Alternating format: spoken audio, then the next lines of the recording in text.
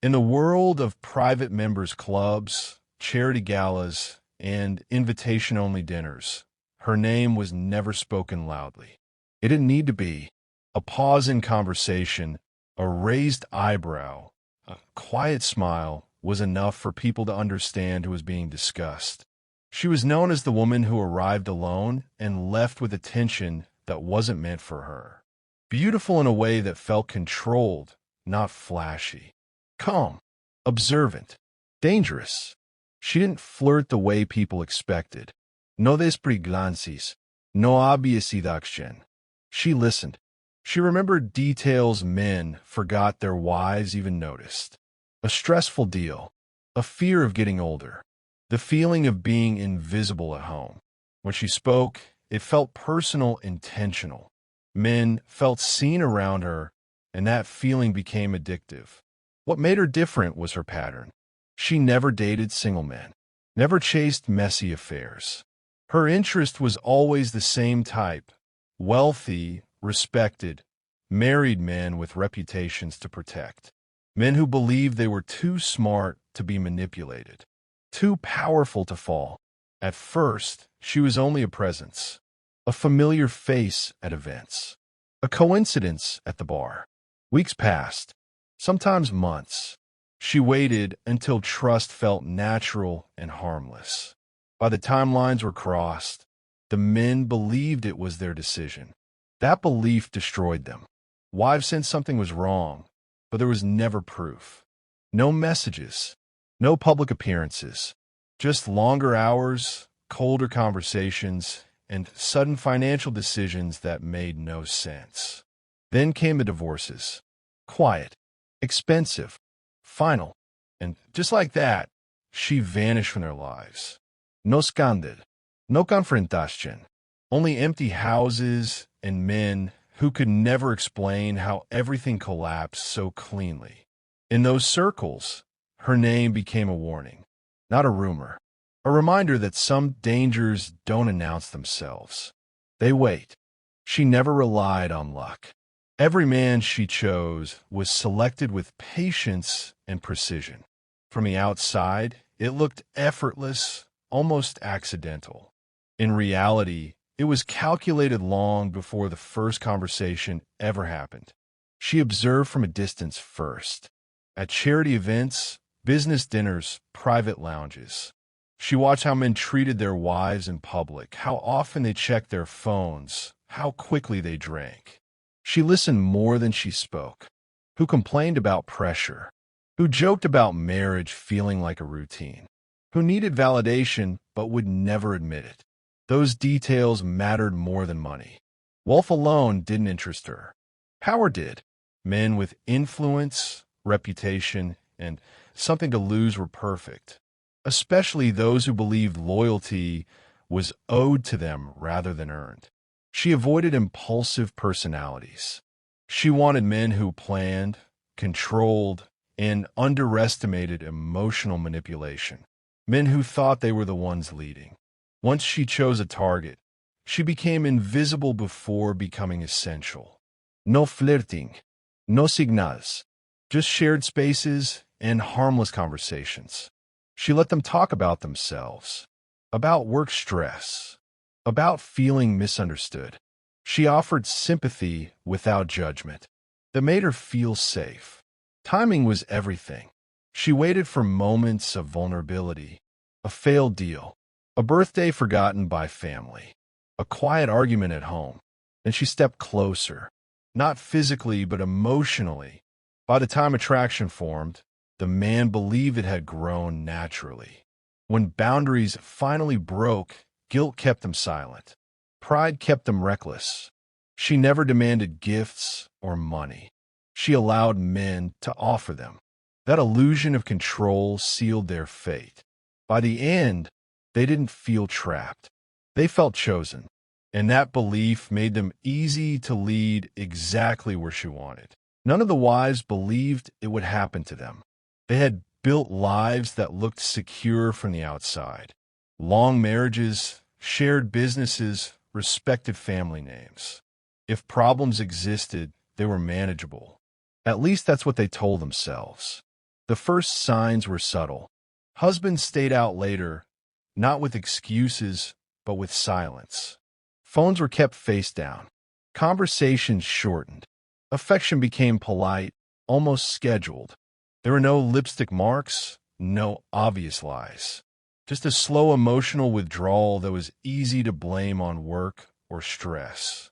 What confused the wives most was the absence of another woman. There were no suspicious messages, no social media clues, no familiar face to confront. The distance felt unexplained, which made it harder to fight. When questions were asked, the answers sounded reasonable. Business trips, deadlines, fatigue. Financial shifts came next. Investments moved without discussion. Accounts were rearranged. Gifts once given freely suddenly required justification. When arguments happened, they felt rehearsed, as if decisions had already been made elsewhere. Then the ending arrived quietly. Divorce papers delivered without drama. Settlements negotiated quickly, generously enough to avoid court, but final enough to end everything. The husband seemed relieved, not heartbroken. That hurt more than betrayal. Only later did patterns emerge. Different women, same story. The same calm presence had passed through their lives without ever being seen. By the time the wives realized there was a common link, it was too late. The woman responsible was gone, and their marriages had already become memories. Her reputation didn't come from headlines or gossip pages. It grew quietly, passed from one private circle to another, carried in lowered voices and unfinished sentences. Among the wealthy, stories travel differently. They don't need proof. Patterns are enough. Men spoke about her with a mix of pride and discomfort. They never admitted what they lost, only what they experienced. Time, attention, understanding. She became a name attached to risk, not scandal. The kind of risk that felt exciting rather than dangerous. That misunderstanding protected her. Warnings existed, but they were easy to dismiss. Be careful around her. She's not what she seems. Men laughed them off. They believed intelligence and money made them immune. That confidence was exactly what she relied on. She never challenged their authority. She reinforced it, making them feel admired and respected. The more relationships collapsed, the stronger her myth became. She was described as irresistible, strategic, untouchable. Some men saw her as a trophy, others as a challenge. No one wanted to believe they could be another predictable outcome in her pattern. Women in those circles noticed the consistency before men did. Similar timelines, similar emotional distances, similar endings. But without evidence, there was nothing to confront. She left no trace behind, no photos, no messages, no public moments.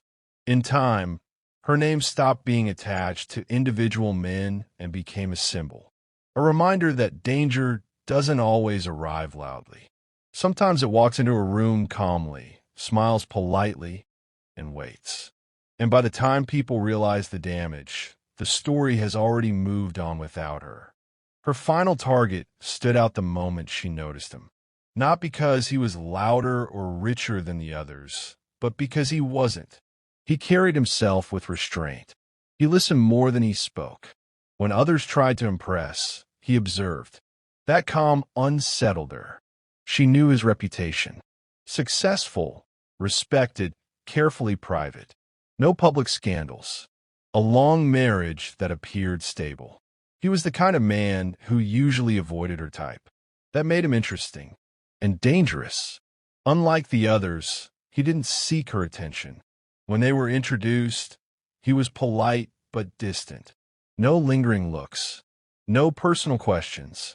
That distance felt like resistance, and resistance triggered her instinct to win. She told herself she was curious. In truth, she wanted to prove that no one was immune. She adjusted her approach. Less warmth, more mystery. She shared fragments instead of sympathy, allowing him to fill the gaps himself. She waited for him to lean in first, but he didn't. He remained composed, measured, almost unreadable. Still, he kept appearing, at the same events, the same quiet corners, always present, never pursuing. She mistook his silence for patience, his restraint for repression. She believed she was being given time to work. What she didn't see was that he was watching her the same way she watched others. Not emotionally, but strategically. He asked subtle questions, not about feelings, but about patterns, about people who were no longer around.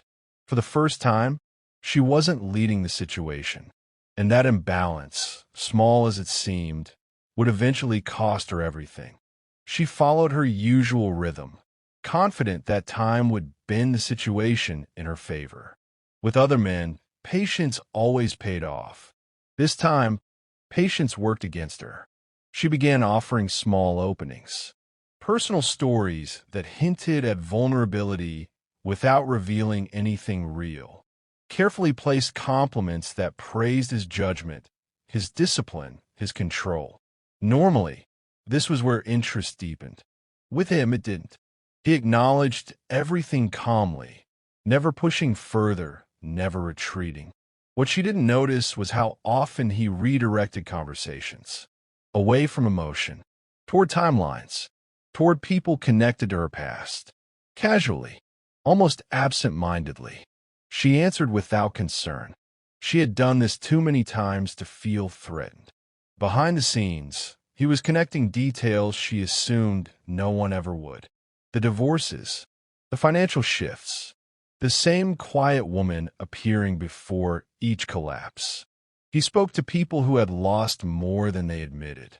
Former partners, advisors, assistants who had noticed patterns but stayed silent. She sensed resistance and tried to escalate. A private meeting, a late-night conversation, something to force momentum. Instead, he delayed, always politely, always reasonable. That delay made her overconfident. She believed she was in control of the pace. Then the ground shifted. Messages she thought were harmless resurfaced. Transfers she never asked for traced. Names she thought forgotten reappeared. The situation didn't explode.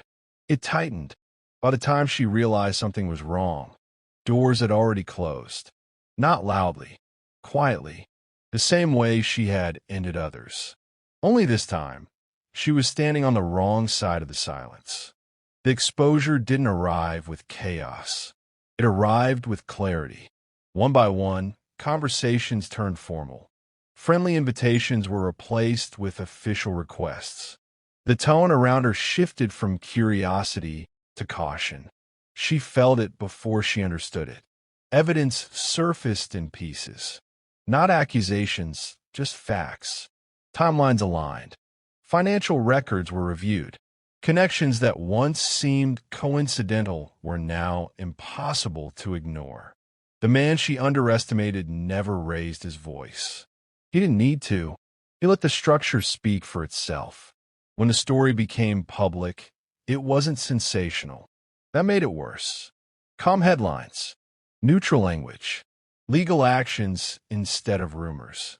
The mystery surrounding her disappeared overnight. She wasn't a whisper anymore. She was a documented pattern. People who once protected her distanced themselves, not out of anger, but self-preservation. Doors closed quietly. Invitations stopped. Calls went unanswered. The world she navigated so smoothly no longer had space for her. She tried to control the narrative, but there was nothing left to manipulate. The truth didn't need drama. It stood on records and testimony. The same silence she once used to escape now worked against her. Her final target never claimed victory. He simply stepped away. For him, it was never personal. It was necessary. In the end, her story didn't end with revenge or humiliation. It ended with erasure. No meat, no fear, Just a cautionary tale about underestimating the one person who chose not to play the game.